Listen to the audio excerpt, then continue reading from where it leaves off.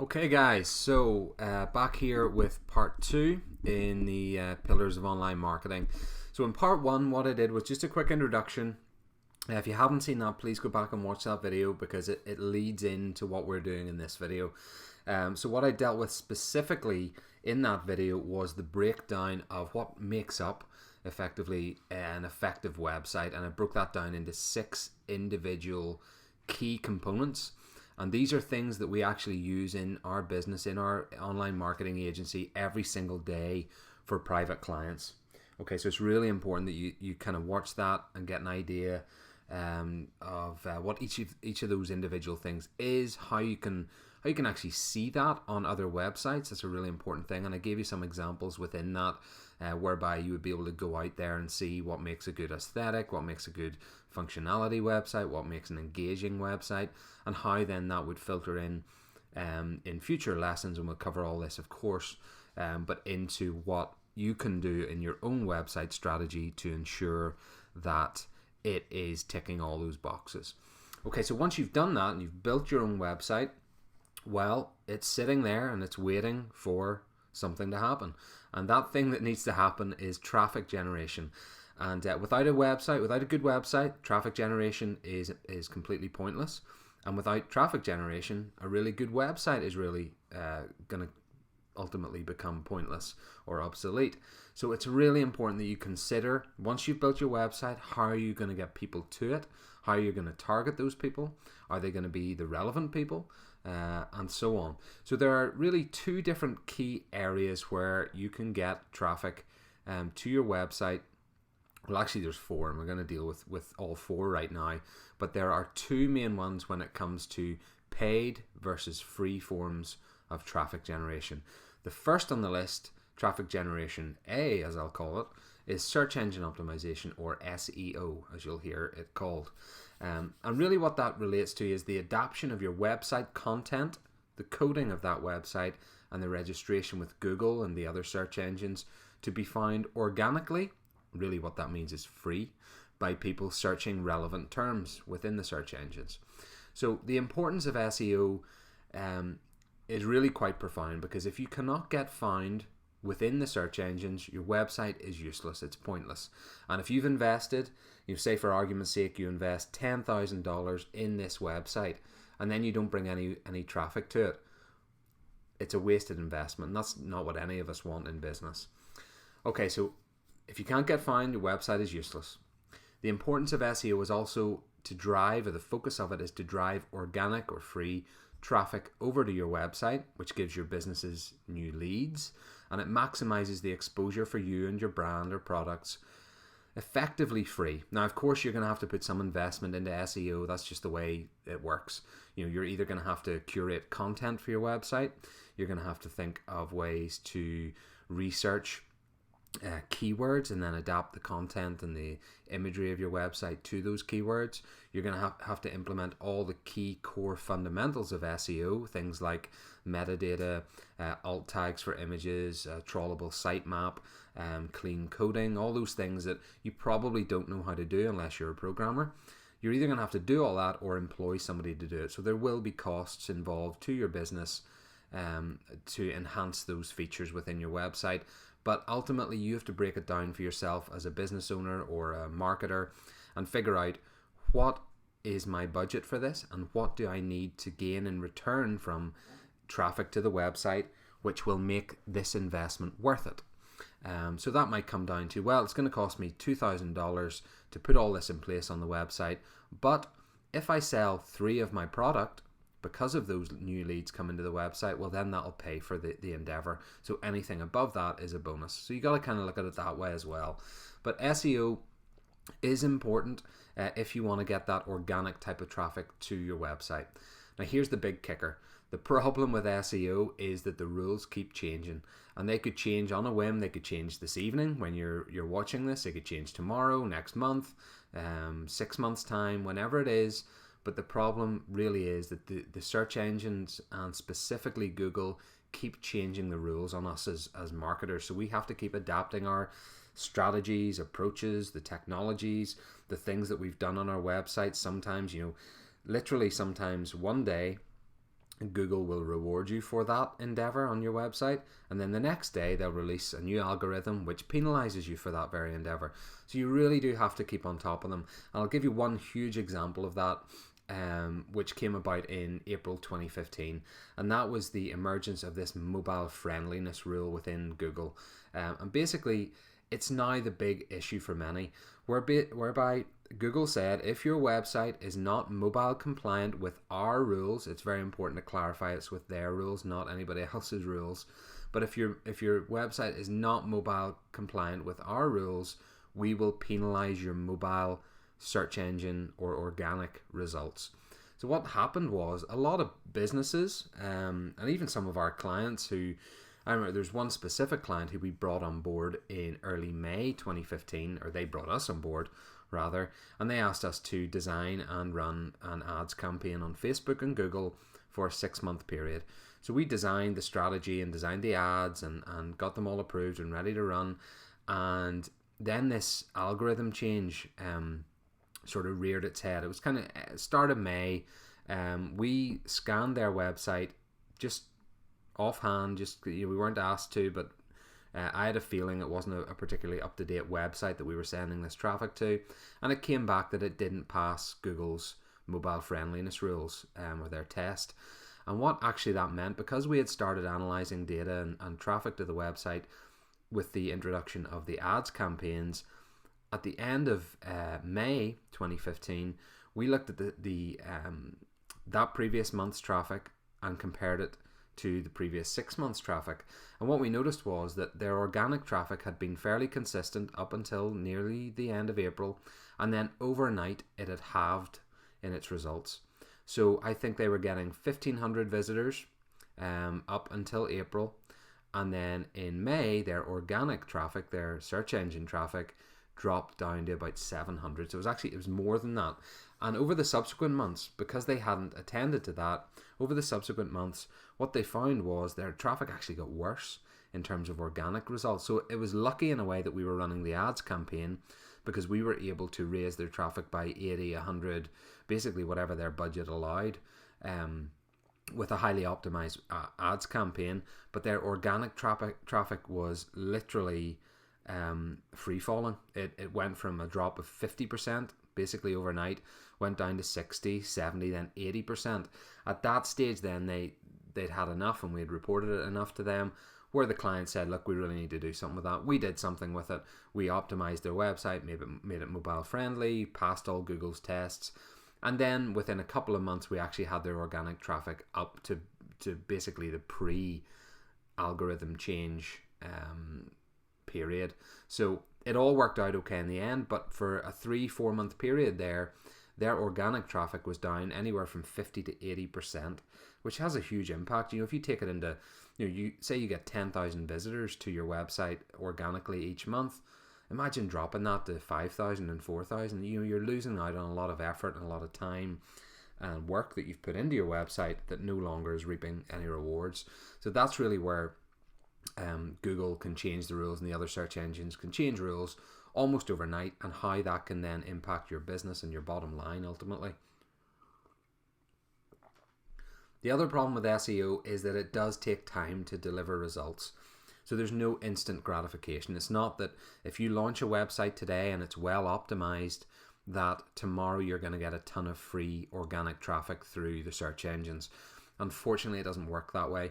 It works more like almost like a credit scoring system, whereby Google and the other search engines will reward your website for being things like mobile compatible, for having clean code, for basically providing relevant content based on the keywords that you get fined for, or that you could get fined for. So they will scan your website again and again and again over time, over weeks and months. They'll rescan your website, make sure you're not doing anything that's a bit shady or illegal, or doesn't abide by their rules. And if that all pans out over a number of months and the content's good and you keep adding content to your website and people are coming to the website and are engaging with it, well, they'll start to reward you for those results. They'll say, look, somebody's searching for this result, say for instance, for the sake of argument, somebody searching for a business that does what we do in our agency, so online marketing, and they find our website through a search term like cheap online marketing agencies, or best result online marketing agencies, or something like that. They come to our website. Google looks at our website and says, these people are enjoying the content on your website, so we're going to start sending more people to your website based on those types of search terms.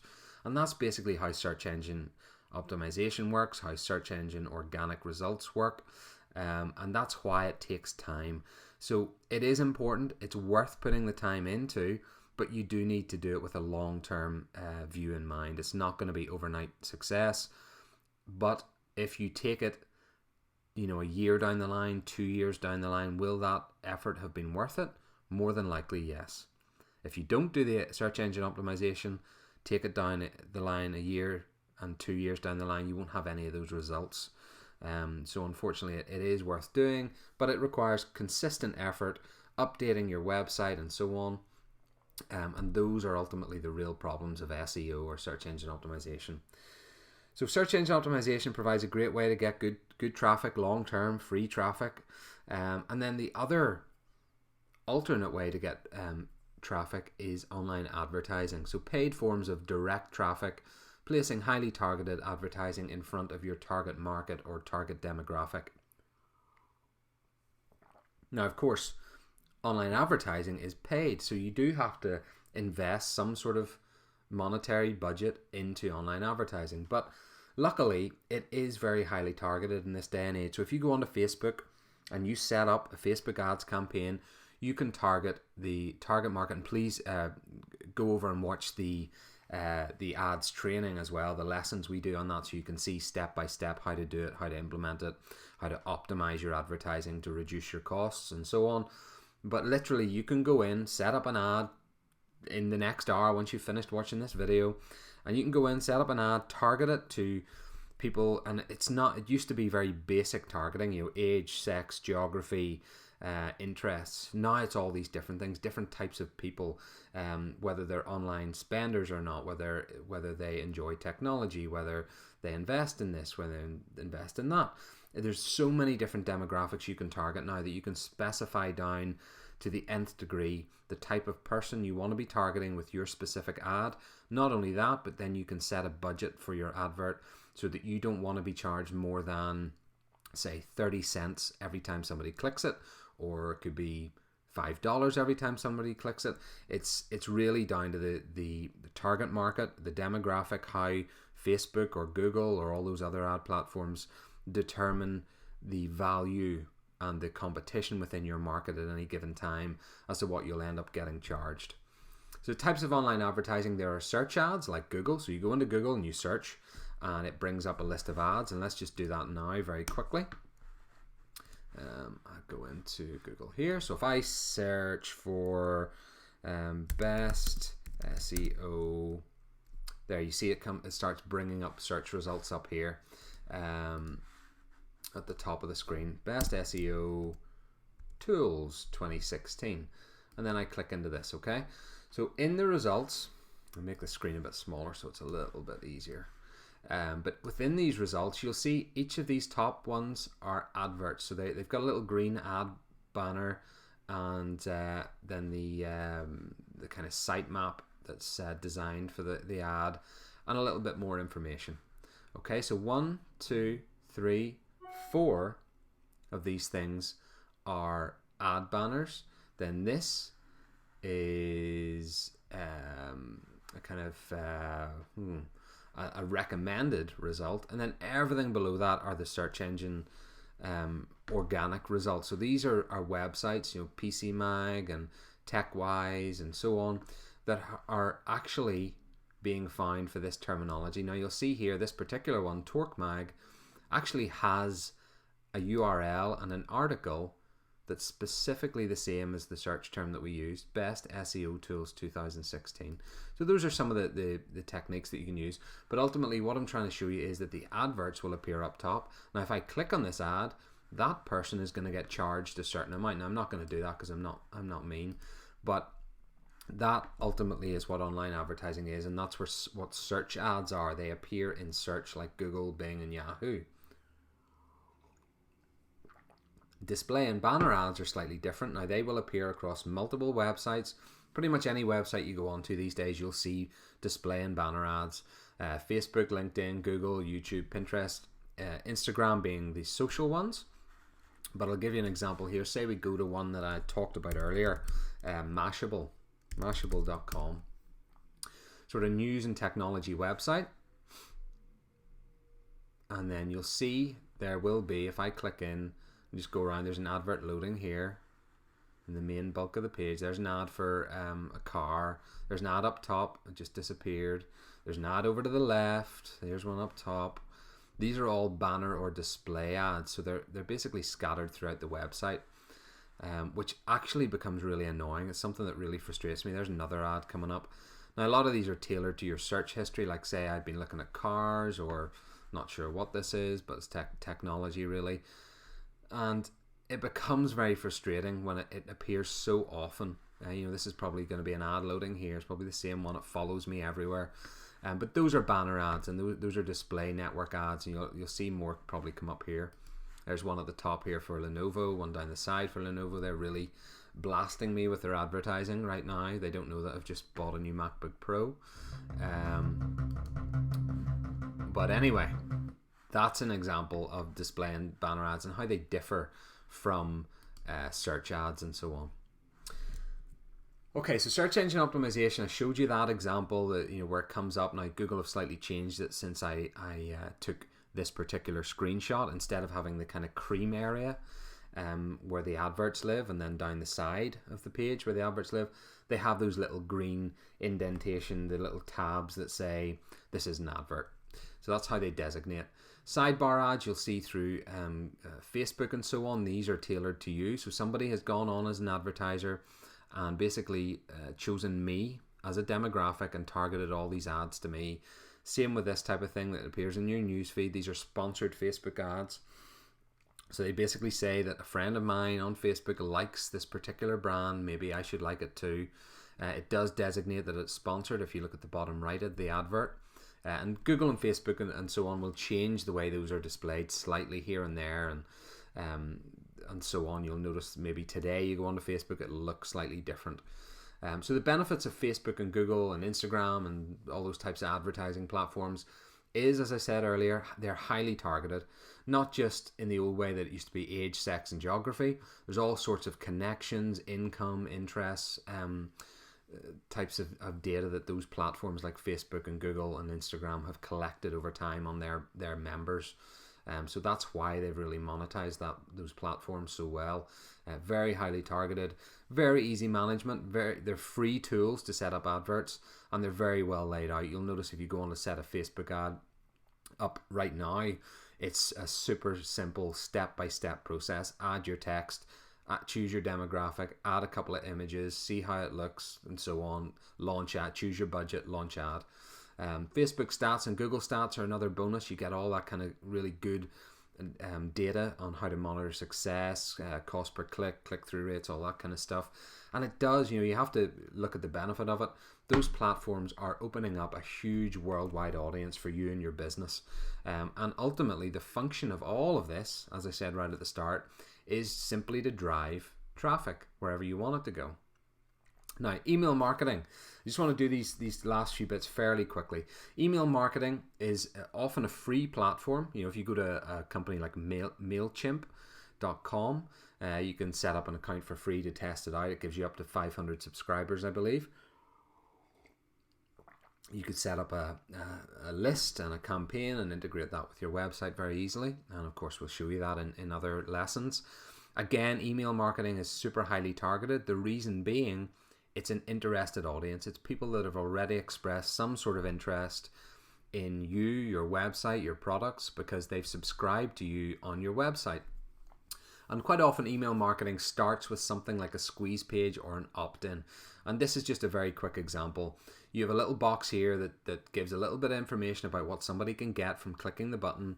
And then there's the call to action button we talked about earlier, download the guide. When somebody clicks that button, they get brought up a little box where they just enter their email address and their name and click again the button download the blueprint. Now their email goes straight into my database of email contacts, say for instance over on MailChimp, and that's why the website integrated with MailChimp is such a great tool. And then they get the download of the blueprint or the ebook or whatever it is that you're actually sharing with them that is of value. And basically you start building a list that you can then market to, because you know that those people are interested in that particular download, and now you can start marketing upon their interest.